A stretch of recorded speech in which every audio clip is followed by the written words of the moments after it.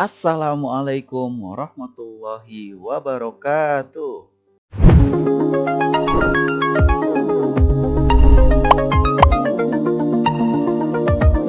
Alhamdulillahirabbil alamin. Allahumma shalli ala sayyidina Muhammad wa ala ali sayyidina Muhammad.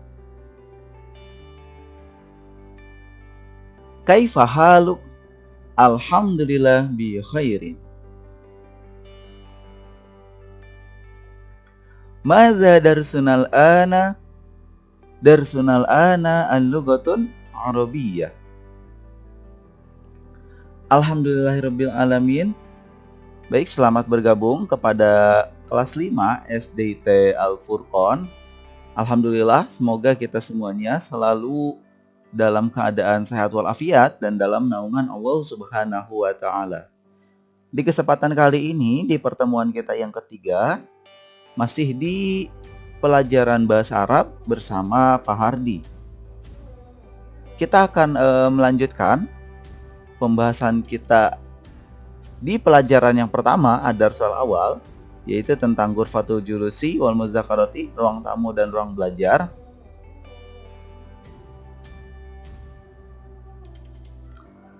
Pembahasannya adalah tentang al-qawaid. Yuk ikutin Pak Hardi. Al-qawaid. Al-qawaid artinya adalah tata bahasa, ya, tata bahasa. Di sini diberikan judul Al-Qawaid, tata bahasa. Tapi ketika kita ingin mempelajari bahasa Arab itu ada ilmunya, namanya Nahwu dan Shorof. Seperti itu. Baik, tata bahasa kali ini atau Al-Qawaid kali ini kita akan mempelajari tentang kata sifat, ya, kata sifat. Sebelumnya Pak Har pernah menyinggung ya tentang kata sifat, ya, yang besar, kecil, tinggi, pendek, itu ya. Nah, dalam bahasa Arab kata sifat itu disebut dengan na'at atau an-na'atu. Artinya kata sifat, ya. Nah, kata sifat itu apa sih? Kata sifat itu adalah ini, kata yang menunjukkan sifat kata sebelumnya. Kata sebelumnya itu biasanya berbentuk kata benda, kemudian disifati dengan na'at ini. Nah, contohnya apa? Di bawah adalah contoh-contoh kata sifat seperti wasi'un artinya luas, kemudian nazifun artinya bersih, tawilun artinya panjang, murotabun artinya rapi, mahirun artinya pandai atau pintar. Contoh dalam kalimat yang sempurna itu seperti ini. Al-maidanu wasi'un. Al-maidanu wasi'un artinya adalah lapangan itu luas. Nah, jadi lapangan ini disifati dengan kata luas. Jadi lapangan itu luas. Seperti itu ya. Oke, di bab ini kita akan cari tahu nih, ada 5 istilah yang perlu teman-teman ketahui. Yang pertama yaitu khobar. Kita sebut khobar itu kata keterangan ya, keterangan aja. Atau sesuatu yang menerangkan. Kalau di ilmu nahwunya itu ismun yukawinu ma'al mubtada'i jumlatan mufidatan. Kemudian istilah selanjutnya adalah nakiroh. Nakiroh itu adalah kata benda atau isim tanpa alif lam. Ingat, nakiroh itu tanpa alif lam. Seperti itu. Kemudian istilah selanjutnya adalah mubtada. Mubtada adalah kata yang di depan, biasanya ada di depan ya. Kemudian ma'rifat adalah alif lam. Ingat, ma'rifat adalah kata benda yang ada alif lamnya, itu ma'rifat. Selanjutnya adalah isim isyarah. Isim isyarah itu adalah kata petunjuk atau kata yang menunjuk, misalnya hadza ini atau zalika itu, hadhihi ini, tilkai itu. Nah, kemudian adalah ismul ma'rifat adalah kata benda yang ada alif lamnya, seperti itu. Kemudian di bawah adalah polanya ya, polanya. Ini yang tadi Pak Har sebut. Hadza, hadhihi, zalika dan tilka itu sebutannya adalah isim isyarah atau kata penunjuk. Nah, ini adalah alif lam atau sebutannya tadi apa? Ma'rifat. Oke. Kemudian ismun ya, kata benda. Kemudian sifat ya. Atau sifat itu naat, tadi kata sifat.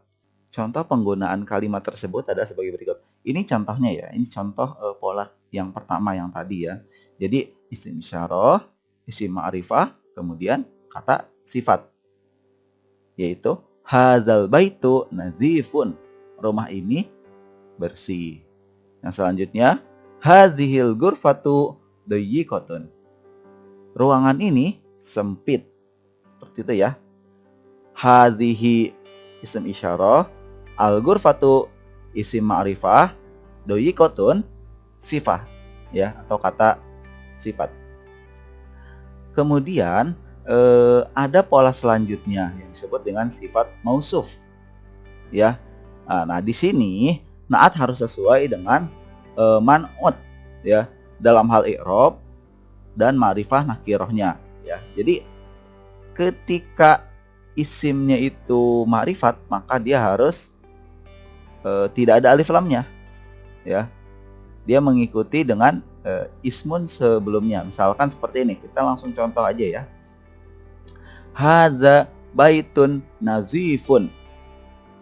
Ini rumah yang bersih ya. Jadi ketika isim atau mubtada, yang ini baitun, itu tidak ada alif lam, maka kata sifatnya juga ya tidak ada alif lam.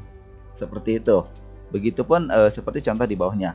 Hadhihi ghurfatun dayyikatun. Ini ruangan yang sempit ya. Kalau di terjemahan itu kita bisa membedakannya ada kata yang. Kalau sifat mausuf itu yang ya, yang. Berbeda seperti yang tadi ya, isim isyarah, isim ma'rifat, kemudian kata sifat ya. Isim isyarah, ismul ma'rifah atau isimnya itu ada alif lamnya, ma'rifah, kemudian kata sifat. Berbeda dengan sifat mausuf. Dia ada dua pola ya teman-teman dalam membentuk kalimat naat ini ya, menggunakan kata sifat ini. Baik, agar pemahaman kita lebih mendalam, kita coba di latihan yuk.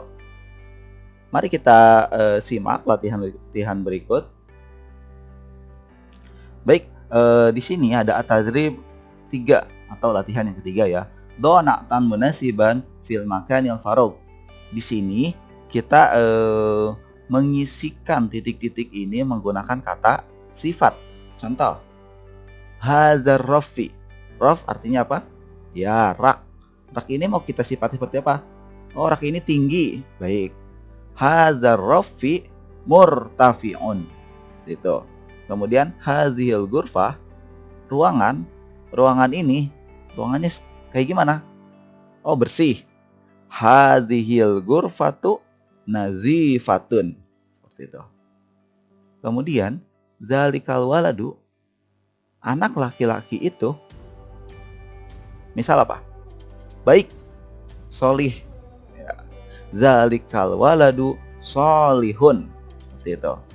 Kemudian nomor 4, tilkal bintu, anak perempuan itu misalkan apa? Pintar atau pandai. Tilkal bintu mahirotun, anak perempuan itu pintar. Selanjutnya nomor yang terakhir, tilkal mindodatu, meja itu misalkan meja apa? Pendek. Tilkal mindodatu munkhafidotun, meja itu pendek. Selanjutnya kita akan menuju latihan yang keempat ya. Do isman munasiban lil jumalit taliyah kama fil misal. Di sini kita diberikan misal ya atau contoh untuk pengisian di bawahnya agar lebih mudah. Namanya seperti ini. Hadza waladun. Hadza waladu mahirun. Yang pertama adalah disebutkan isim dalam bentuk nakiroh atau tidak ada alif lamnya. Kemudian selanjutnya diisikan hadzal waladu, itu diisikan isim ma'rifah atau kata benda yang ada alif lamnya, seperti itu ya.